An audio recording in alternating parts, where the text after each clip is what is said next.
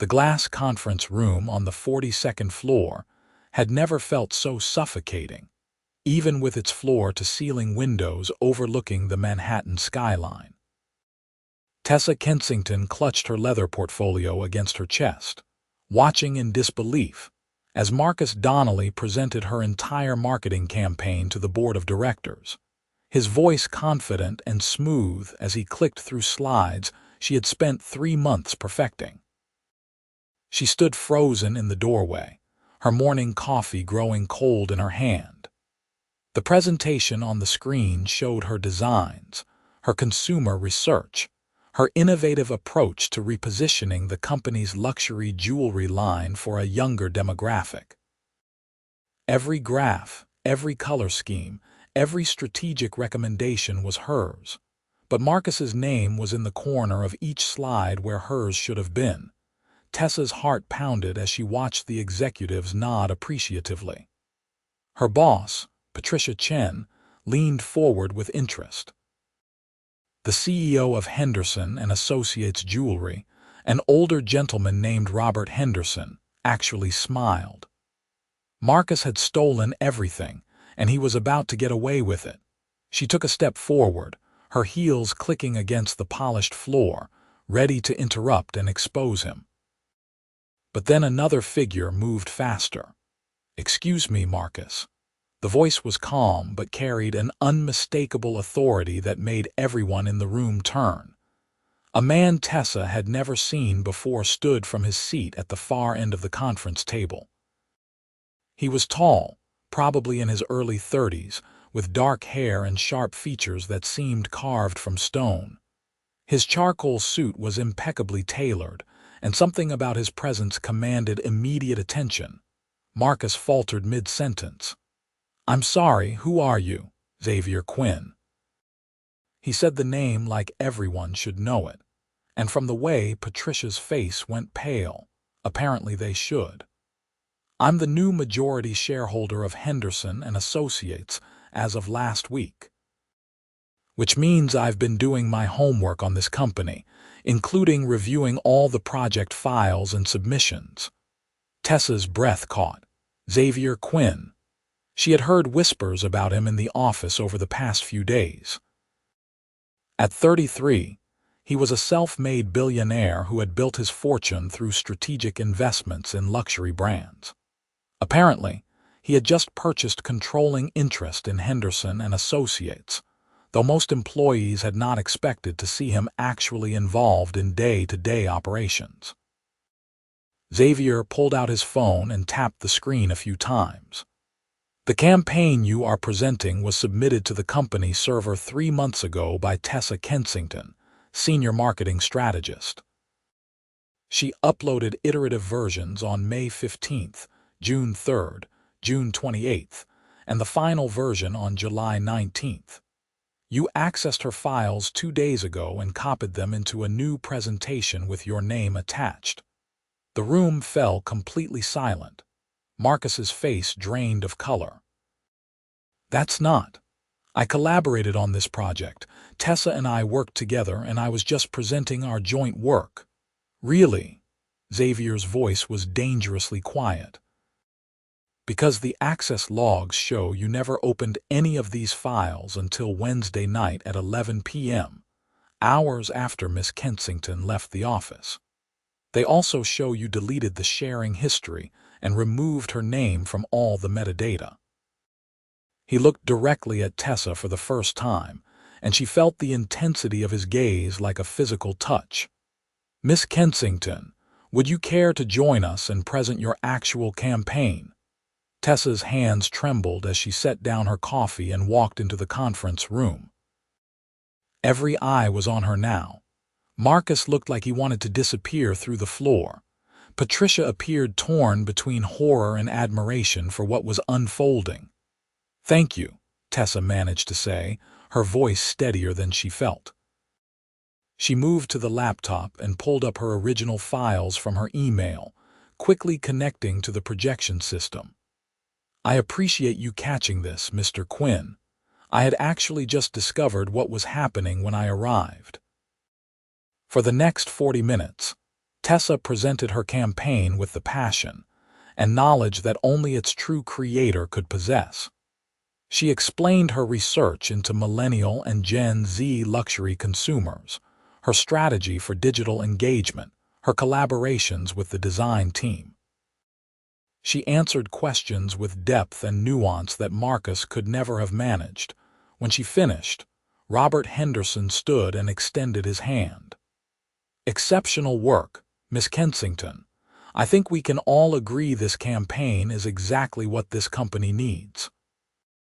Patricia, I trust you will handle the personnel situation regarding Mr. Donnelly." Marcus was escorted from the conference room within minutes. Tessa barely registered his departure. She was too aware of Xavier Quinn still watching her with those intense dark eyes, a slight expression on his face that might have been respect. After the other executives filed out, discussing implementation timelines, Xavier approached her. Up close, he was even more striking. There was something magnetic about him, something that made her pulse quicken in a way that had nothing to do with the adrenaline from the confrontation. "Thank you," she said again, more softly this time. "I don't know how you knew, but you saved my career just now." Marcus was about to take credit for months of my work. "I told you, I've been reviewing the files." Xavier's voice was deep and measured. "When I invest in a company, I learn everything about it. I noticed your name on numerous successful campaigns over the past 2 years. You have talent, Miss Kensington. Real talent. When I saw your name absent from this presentation but recognized your work immediately, I knew something was wrong." She felt heat rise to her cheeks. "You recognized my work. Your approach to consumer psychology is distinctive. You understand luxury is not just about the product, but about the story and the identity a consumer wants to project. That insight is rare." He paused, and something shifted in his expression. "I would like to discuss your role in this company going forward. I think your skills are being underutilized. I'm just a senior strategist. There is not much room to move up without becoming a director, and those positions don't open often. They do, when the majority shareholder says they do." Xavier pulled a business card from his pocket and handed it to her. The cardstock was heavy and expensive, with simple black lettering. "Have dinner with me tomorrow night. We'll discuss your future here, and I'd like to hear your thoughts on some other projects I'm considering." Tessa took the card, her fingers brushing against his for just a moment. The contact sent an unexpected jolt through her. "Is this a business dinner? Does it need to be only business?" His eyes held hers, and she saw something there beyond professional interest. She should have said yes. She should have kept this strictly professional, but something about Xavier Quinn made her want to throw caution aside. "I suppose it doesn't," she said. 7 o'clock. I'll have my assistant send you the details." He picked up his own leather briefcase and headed for the door, then turned back.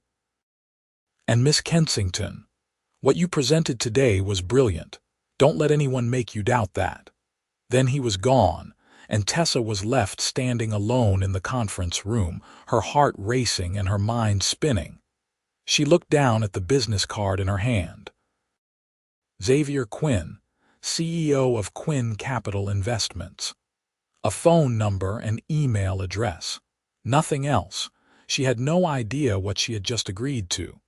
The next 24 hours passed in a blur. Word of Marcus's firing spread through the office like wildfire, along with whispers about the mysterious billionaire who had exposed the theft. Tessa found herself fielding congratulations from colleagues, awkward apologies from people who had ignored her work before, and pointed questions from Patricia about her relationship with Xavier Quinn. "I don't have a relationship with him," Tessa insisted, sitting in Patricia's office that afternoon. "He just noticed the discrepancy in the files." Patricia raised an eyebrow. "Tessa, Xavier Quinn is worth approximately $3 billion.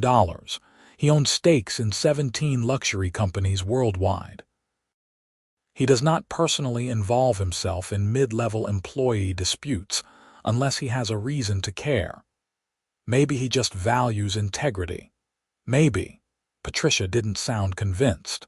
Or maybe he saw something in you beyond just your marketing skills. Either way, you've caught the attention of the most powerful man in this building.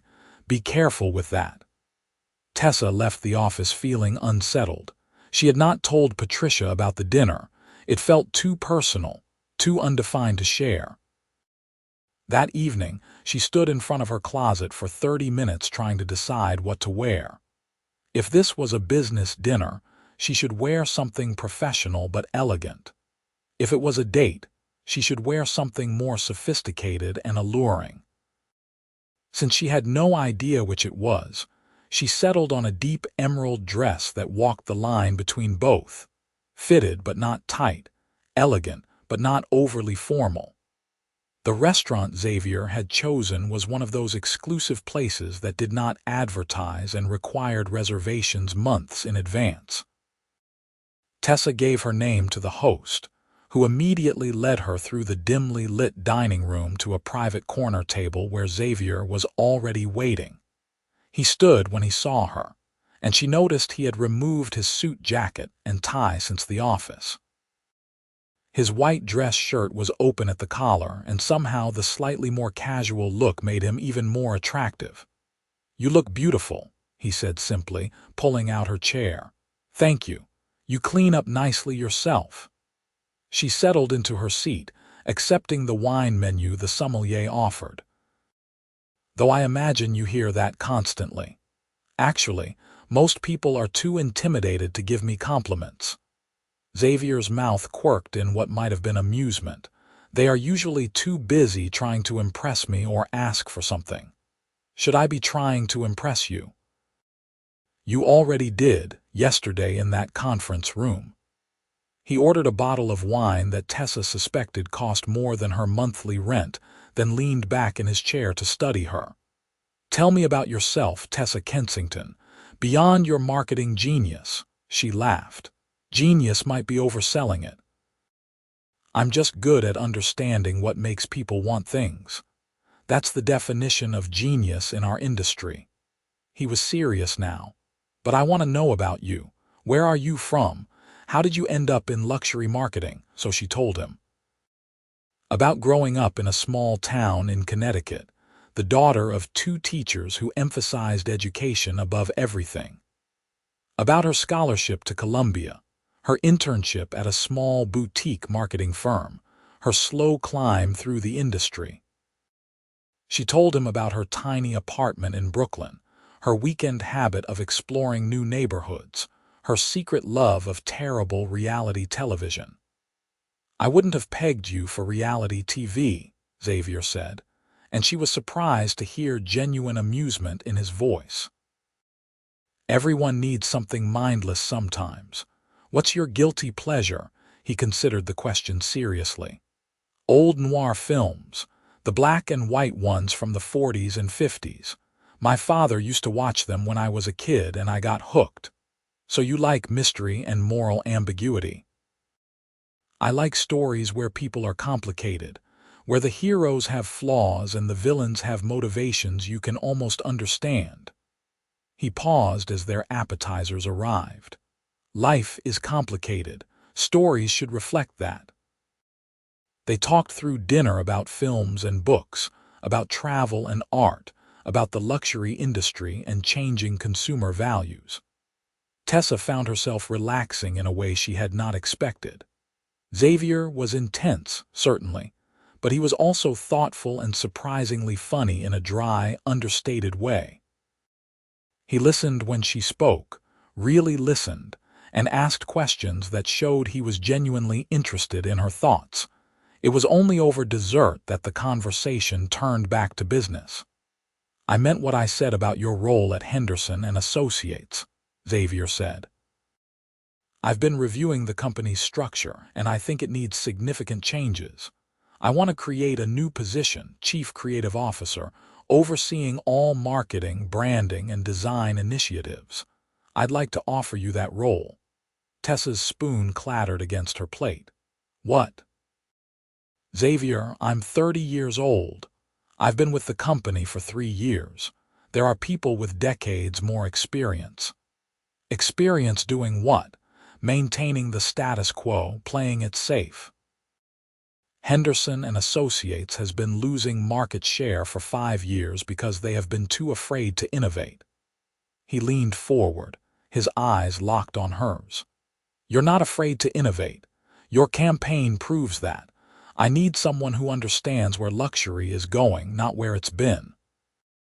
"That's an enormous responsibility. You can handle it. I wouldn't offer if I didn't believe that." He reached across the table, his hand covering hers. The gesture felt intimate, crossing some invisible line from professional to personal. "I believe in betting on talent, Tessa. You're talented. Let me invest in that." She looked down at his hand on hers, feeling the warmth of his skin, the strength in his fingers. This was moving so fast. The promotion, whatever was developing between them, all of it felt like standing at the edge of a cliff. "I need to think about it," she said quietly. "Not because I don't want it, but because I need to make sure I'm accepting for the right reasons." Xavier's hand tightened briefly on hers before he withdrew. "That's fair. Take the time you need, but Tessa, if you are worried about this." He gestured between them. "About whatever is happening here.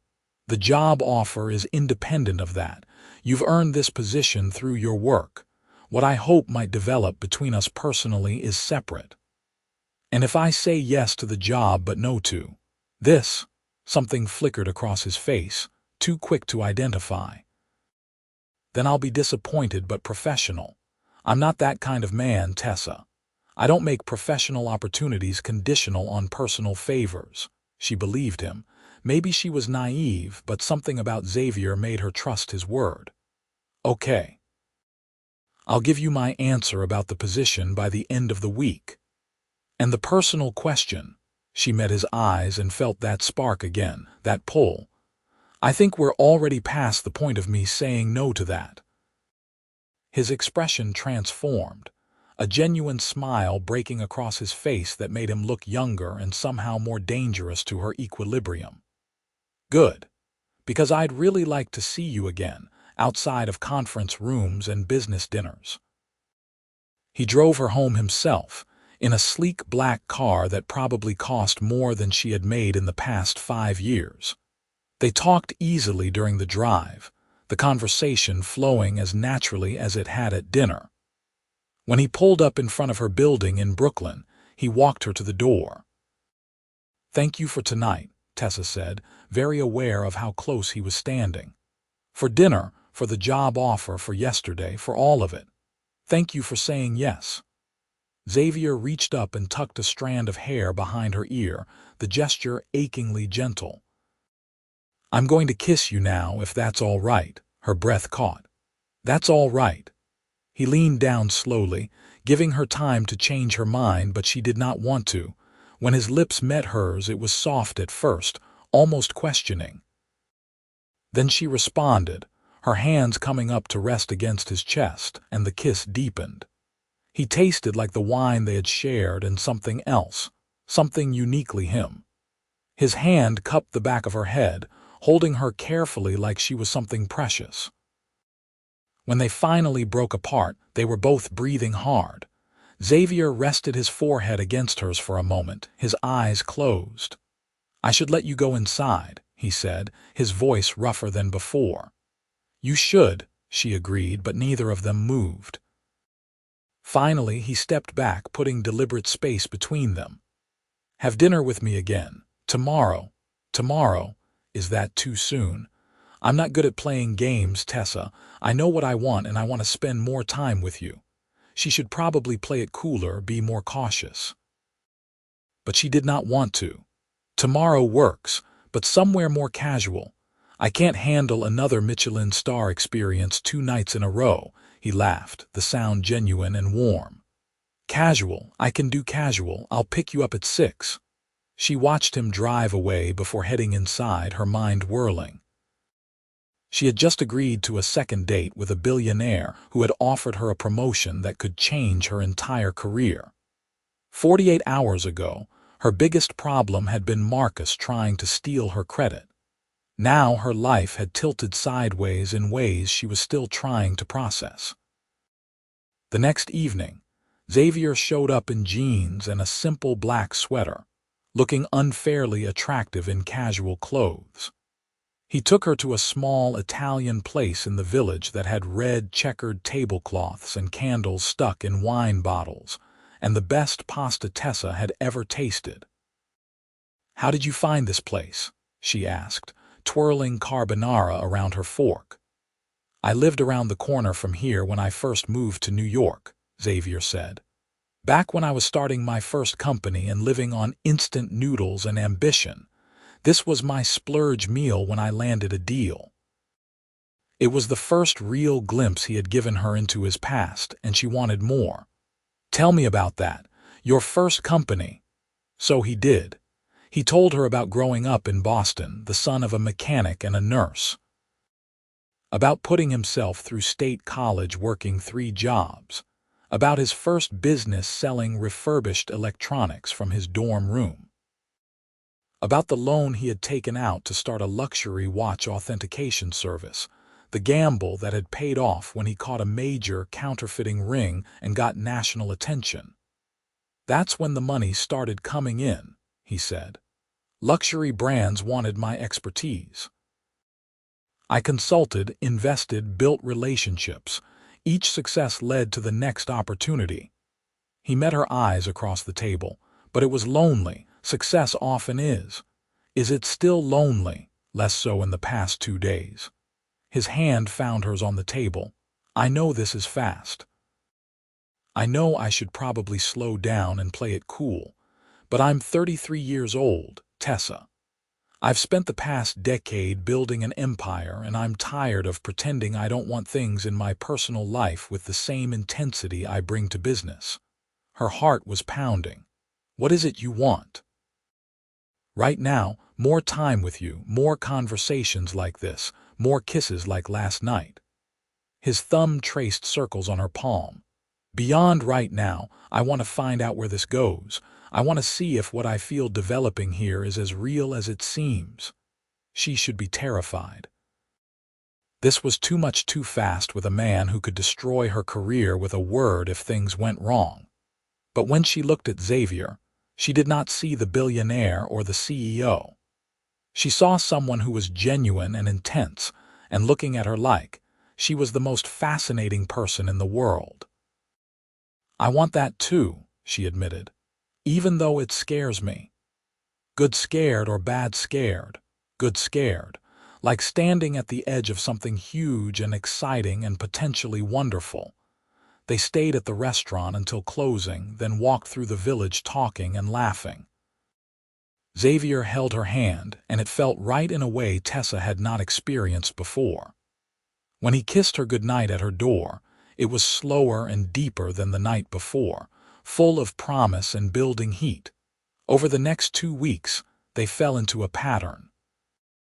Xavier was busy with his various business interests, but he made time for Tessa every evening. Sometimes they went to elegant restaurants. Sometimes they grabbed street food and ate in the park. Once, he took her to a private screening of Casablanca, that old noir film he loved, and she found herself loving it too because of the way he quietly recited certain lines along with the actors. She accepted the CCO position after the first week. Patricia was shocked but supportive. The board approved it with Xavier's backing. Tessa knew there would be office gossip, people suggesting she had only gotten the role because of her relationship with Xavier, but she told herself she had earned this through her work. Xavier seemed to sense her concerns. "You know this promotion would have happened regardless," he told her one evening. They were in his penthouse apartment overlooking Central Park, a space that was surprisingly warm despite its obvious expense. He had cooked dinner for her himself, an impressive pasta dish that he claimed was the only thing he knew how to make well. I know, Tessa said, curled up next to him on his leather sofa. But people are going to talk. Let them talk. Your work will speak louder than gossip. He pressed a kiss to her temple. Besides, I plan on investing in several other companies in the coming months.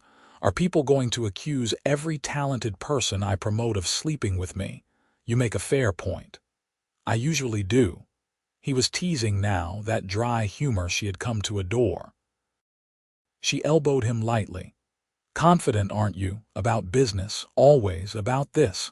He turned to face her fully, his expression serious. About us, I'm just grateful. Her chest tightened with emotion. Xavier. I mean it, Tessa, I've dated before, I've had relationships. But nothing has ever felt like this. Like you see past all the money and the reputation to who I actually am. He cupped her face in his hands. You argue with me about films and challenge my business assumptions and make me laugh. You make me feel normal. She kissed him then, pouring all her feelings into it. Things had been moving fast, yes, but what she felt for Xavier was real and deep and growing stronger every day. When he carried her to his bedroom, she went willingly, ready to take that next step. Their relationship deepened over the following weeks. Tessa threw herself into her new role with determination, implementing changes at Henderson and Associates that improved both morale and output. She hired new talent, restructured the creative teams, and launched her original campaign to enthusiastic market response. Sales increased 15% in the first month alone. Xavier was expanding his own empire, acquiring 2 more luxury companies and consulting on several others. He traveled frequently, but he called Tessa every night when he was away, and they talked for hours. When he was in New York, they spent nearly every evening together. It was perfect, almost too perfect. Tessa kept waiting for something to go wrong, for the other shoe to drop. But months passed, and Xavier remained attentive and caring and increasingly important to her life. She met his small circle of close friends, other successful business people who welcomed her warmly. He met her parents during a weekend trip to Connecticut, and her mother pulled her aside to whisper, "That man looks at you like you hung the moon." It was December, 6 months after Marcus had tried to steal her work, when Xavier asked her to move in with him. They were ice skating at Rockefeller Center, something Tessa had insisted on despite Xavier's protests that he was terrible on skates. He was indeed terrible, clinging to her arm and the railing while she laughed. "This is humiliating," he grumbled. "I've negotiated $1 million deals. I've addressed the United Nations on trade policy, and I'm being defeated by frozen water and thin blades." "You're doing great," Tessa said, trying not to laugh at his dignity. "Very graceful. You're a terrible liar." But he was grinning. "Come here." He pulled her close despite their precarious balance. Around them, the ice rink glowed with lights and the giant Christmas tree sparkled against the night sky. It was magical and cheesy and perfect. "Move in with me," Xavier said. "My place, or we'll find somewhere new together. I don't care. I just want to wake up with you every morning and come home to you every night." Tessa's breath caught. "That's a big step. We've been together every day for 6 months. You already have a drawer at my place. Half your closet is there. We're just making it official." His hands tightened on her waist. "Unless you need more time." "No," she said quickly. "No, I don't need more time. Yes, yes, I'll move in with you." His smile was brilliant. He kissed her right there on the ice, and she heard people around them applaud. They both nearly fell over, laughing against each other's mouths, happy and ridiculous and in love. Because that's what this was, Tessa realized. She was in love with Xavier Quinn. Completely, terrifyingly in love. She told him that night in his bed with the city lights glowing through the windows. "I love you," she whispered against his chest. She felt his heart skip beneath her palm. "Say that again." "I love you, Xavier." He rolled over, pinning her beneath him, his eyes fierce and tender at once. "I love you too. God, Tessa, I've loved you since that first dinner, maybe since that moment in the conference room when I saw you ready to fight for your work. I've just been waiting for the right time to tell you. Now seems pretty right. Now is perfect." They made love slowly, tenderly, and afterward, as Tessa drifted toward sleep, she felt completely content. She had the career she'd always wanted, the man she loved, a future that looked brighter than anything she'd imagined. She had no idea that the foundation of that happiness was built on a truth she hadn't yet learned. Moving in together was seamless. Tessa packed up her small Brooklyn apartment with no regrets, bringing her belongings to Xavier's penthouse. He cleared space for her things with an eagerness that was endearing, even hiring an interior designer to make sure the space felt like theirs rather than just his. Work was thriving. Henderson and Associates had their best quarter in 5 years. Tessa's campaigns were winning industry awards. Xavier's business ventures continued their success. They attended galas and charity events together, becoming one of those couples that people whispered about, the brilliant young CCO and the billionaire who discovered her. It should have bothered Tessa, but it didn't. She knew the truth of their relationship, and so did Xavier. That was what mattered. February arrived, bringing with it their 8-month anniversary and Valentine's Day. Xavier took her to Paris for a long weekend, showing her the city with an enthusiasm that suggested he was seeing it anew through her eyes. They visited the Louvre and ate croissants for breakfast, and made love in a gorgeous hotel room overlooking the Seine. On their last night, over dinner at a small bistro in the Marais, Xavier reached across the table and took her hand. "I need to tell you something," he said, his expression serious. Tessa's stomach dropped. There it was, the other shoe she'd been waiting for. "What's wrong?" "Nothing's wrong. But there's something you should know about the day we met, about Marcus and your presentation." She frowned, confused. "What about it?" Xavier took a breath. "I didn't just happen to notice the discrepancy in the files. Someone told me about it. Warned me that Marcus was planning to steal credit for a major campaign." "Who told you?" "Your colleague, Sarah Chang. She worked with you on some of the research, right?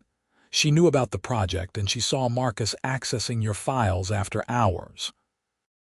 She couldn't stop him herself, but she knew I was going to be at that board meeting.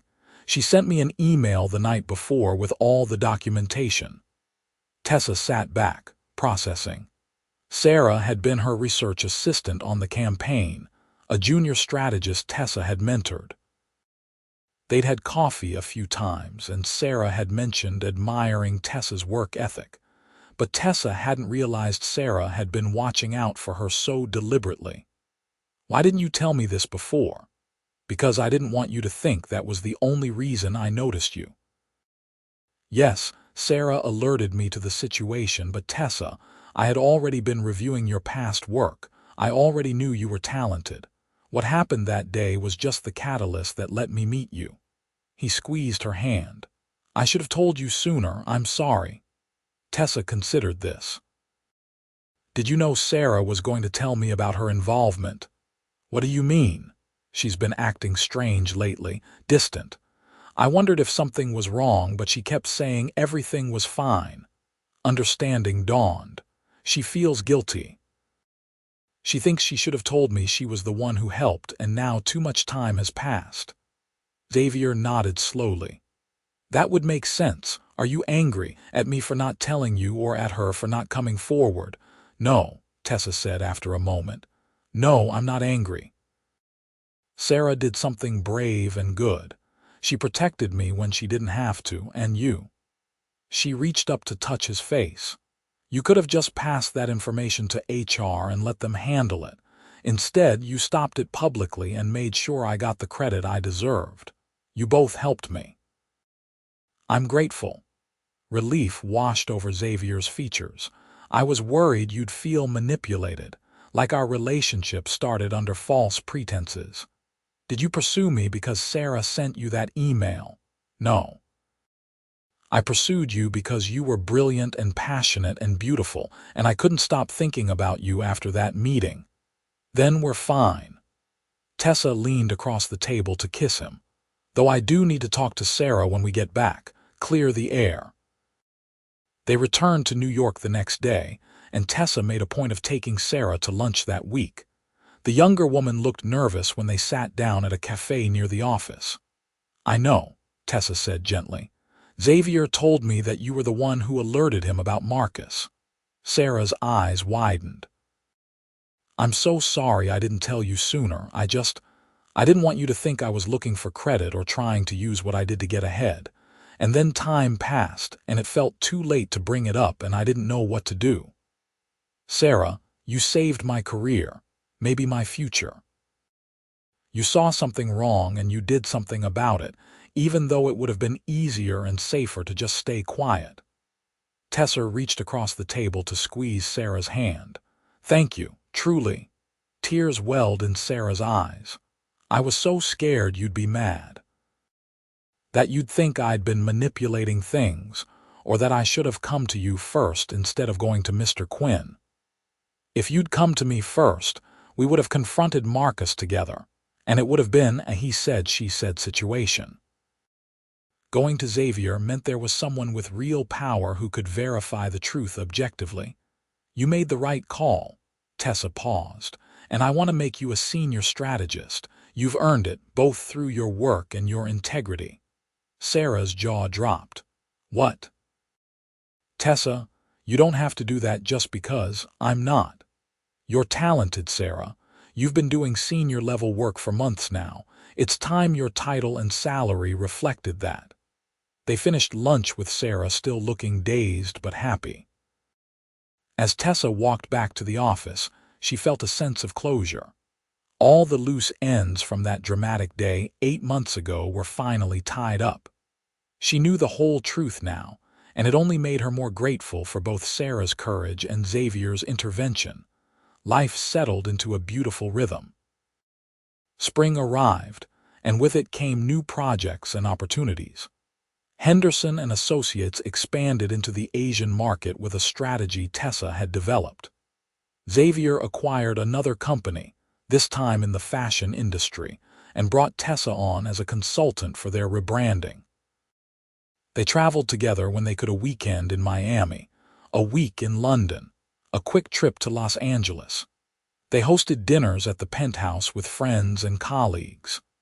They adopted a rescue dog, a scruffy terrier mix that Xavier pretended to merely tolerate but actually adored. It was everything Tessa had never let herself dream about because it seemed too perfect, too much like a fairy tale.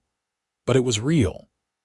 Xavier was real, his love, his support, his partnership in both her professional and personal life.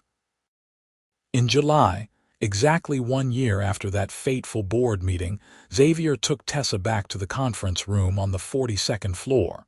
It was after hours, the building mostly empty. The space looked the same: glass walls, expensive furniture, that view of the Manhattan skyline. Why are we here? Tessa asked, confused. Xavier turned to face her and she saw he was nervous. Actually nervous, something she'd rarely seen from him. Because this is where I first saw you, where I first heard your voice and saw your passion and knew I was looking at someone extraordinary. He took her hands in his. This is where my life changed, Tessa, where I met the woman I want to spend the rest of my life with. He dropped to one knee, and Tessa's breath stopped. I know we've only been together for a year. Some people might say that's too fast. But I've never been more certain of anything in my life. He pulled out a small velvet box and opened it, revealing a stunning emerald ring flanked by diamonds. Emerald green, like the dress you wore to our first dinner. Tessa Kensington, will you marry me? Tears streamed down Tessa's face. Yes. God, yes, Xavier. Yes. He slid the ring onto her finger and stood, pulling her into his arms and kissing her deeply. Through the glass walls, the city sparkled in the summer twilight, a million lights promising a million possibilities. "I love you," she whispered against his mouth. "I love you so much. I love you too. Forever, Tessa. I promise you forever." The wedding took place the following spring in a garden ceremony at a historic estate in Connecticut, not far from where Tessa had grown up. It was elegant but intimate, attended by their closest friends and family.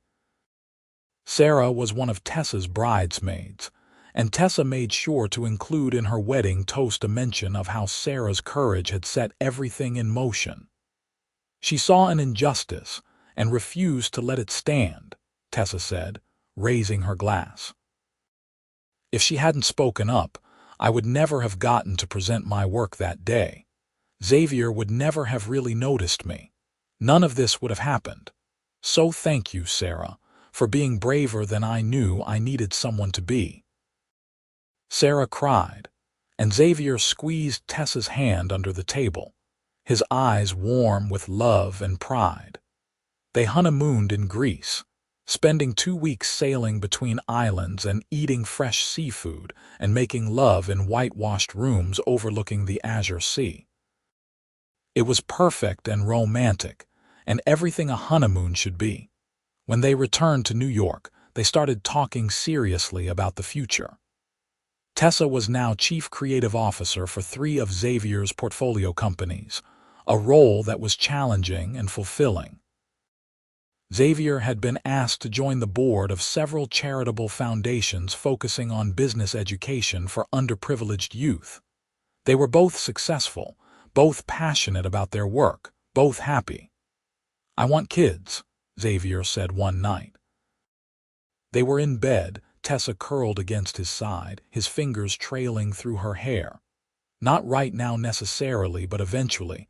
I want to have a family with you." Tessa smiled against his chest. "I want that too. I'm thinking in a year or 2, give us time to just be married first." That sounds perfect. But fate had other plans. 3 months after the wedding, Tessa found herself staring at a positive pregnancy test in the bathroom of their penthouse. She was shocked they'd been careful, but apparently not careful enough. She was also unexpectedly thrilled. Xavier's reaction when she told him was everything she could have hoped for. He picked her up and spun her around, laughing with joy, then immediately set her down carefully like she was made of glass. "I'm pregnant, not fragile," she teased. "I know, we're having a baby, Tessa. We're going to be parents. We are." She wrapped her arms around his neck. "Are you happy? I've never been happier in my entire life." The pregnancy was smooth, and they enjoyed every moment of preparing for their daughter's arrival. They converted one of the penthouse bedrooms into a nursery, painting it a soft lavender and filling it with books and toys. Xavier read every parenting book he could find, approaching fatherhood with the same intense focus he brought to business. Tessa worked up until 2 weeks before her due date, finally agreeing to take maternity leave when Xavier pointed out she was falling asleep in meetings. Their daughter, Emma Rose Quinn, was born on a snowy December evening, perfect and healthy and impossibly tiny. Xavier cried when he held her for the first time, this powerful billionaire reduced to tears by 7 pounds of infant. "She's beautiful," he whispered, "just like her mother." "She has your eyes," Tessa said, exhausted but euphoric. "Poor kid. I happen to love your eyes." They brought Emma home to the penthouse, embarking on the chaotic, wonderful journey of new parenthood. Xavier was hands-on in a way that surprised Tessa, taking night feedings and diaper changes in stride. He rearranged his schedule to be home more, conducting meetings via video call so he could be present. Sarah came to visit with a beautiful handmade blanket for Emma. "I still can't believe that stopping Marcus from stealing your presentation led to all of this," she said. watching Xavier walk around the living room with Emma against his shoulder, bouncing gently to soothe her. Life is strange that way, Tessa agreed. One moment, one choice, one person being brave enough to speak up, and everything changes. Do you ever wonder what would have happened if I hadn't sent that email, if Xavier hadn't been at that meeting? Tessa considered the question. I think somehow, Xavier and I would have found each other eventually. Maybe not that exact way, but something tells me we were meant to cross paths. She looked at her husband and daughter, her heart so full it ached. This was always supposed to be my life. I just needed you to help me find the path to it. Sarah squeezed her hand. I'm so happy for you, Tessa. You deserve all of this. As the months passed, life found a new rhythm. Tessa returned to work part-time, finding ways to balance her career with motherhood. Xavier continued to build his business empire while being fully present as a father and husband. Emma grew and thrived, already showing signs of her father's determination and her mother's creativity. On the anniversary of the day Marcus had tried to steal Tessa's work the day she'd met Xavier, they went back to the conference room once more. This time, they brought Emma with them, the toddler babbling happily in Xavier's arms. This is where Mommy and Daddy met, Xavier told Emma, even though she was too young to understand. This is where everything good in my life started. Tessa stood looking out at the city, thinking about how much had changed. 2 years ago, she'd been a mid-level strategist with talent but no real recognition. Now she was a CCO, a wife, a mother. She had a career she loved, a husband who adored her, a daughter who was the light of her life. What are you thinking? Xavier asked, coming to stand beside her with Emma.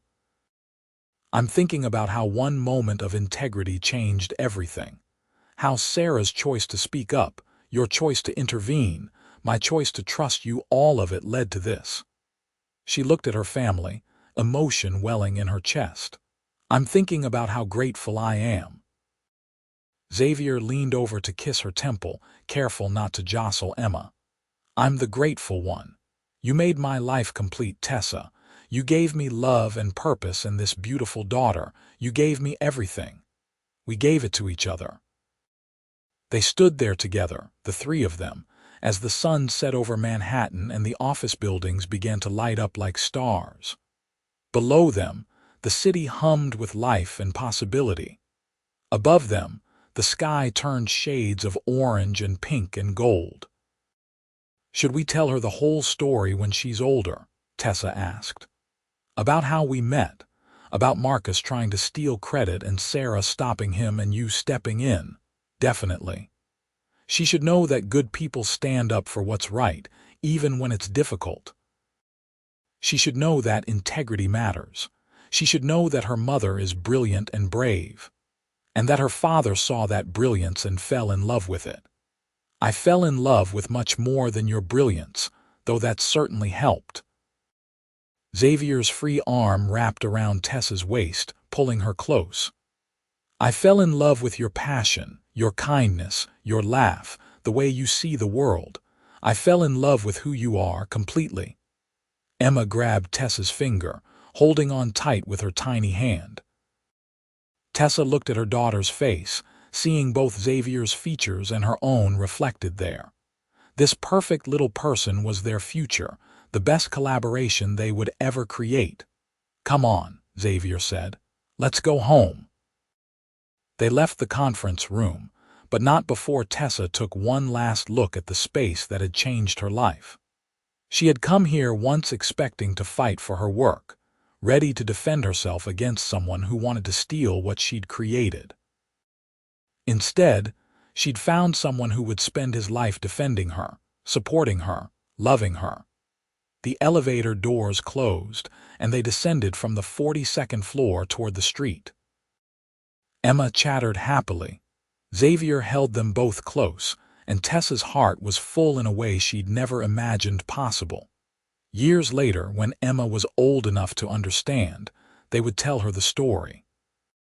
They would explain how Mommy had worked hard on something important, how a bad person had tried to take credit for it, how Aunt Sarah had been brave enough to speak up, and how Daddy had made sure the truth came out. They would tell her about the dinner dates and the falling in love and the proposal in that same conference room. They would tell her that sometimes life puts people in your path at exactly the right moment. That integrity matters. That love, when it's real, is worth every risk. But for now, as they drove home through the city streets with their daughter between them, they simply lived in the moment. They were together, they were happy, they were exactly where they were meant to be. The penthouse welcomed them with warm lights and familiar comfort. Xavier put Emma to bed while Tessa changed into comfortable clothes. Later, they sat together on the couch with glasses of wine, the dog curled up at their feet, comfortable in the silence that only comes from deep familiarity and love. "You ever miss it?" Xavier asked. "The simplicity of life before all this. Before me, before Emma, before the complexity." Tessa looked at him, this man who had become her entire world. "Not for a single second. This life with you, with Emma, it's everything I never knew to want. Every complication is worth it." He kissed her then, soft and slow and full of promise. Outside the windows, the city glittered. Inside, they had built something more valuable than any empire, more precious than any success. They had built a life based on truth, defended by courage and sustained by love. And it was more than enough. It was everything. Tessa thought back to that morning 2 years ago when she'd stood in the doorway of a conference room watching someone try to steal her work. She'd felt angry and betrayed and ready to fight. She'd had no idea that the man who would step forward to defend her would become the love of her life. She'd had no idea that a moment of crisis would become the beginning of her happily ever after. But that's how the best love stories often begin, not with a meet-cute or a grand romantic gesture, but with one person seeing another's worth and choosing to honor it, with integrity meeting integrity, with recognition and respect blooming into something deeper. Xavier had stopped her colleague from stealing her credit.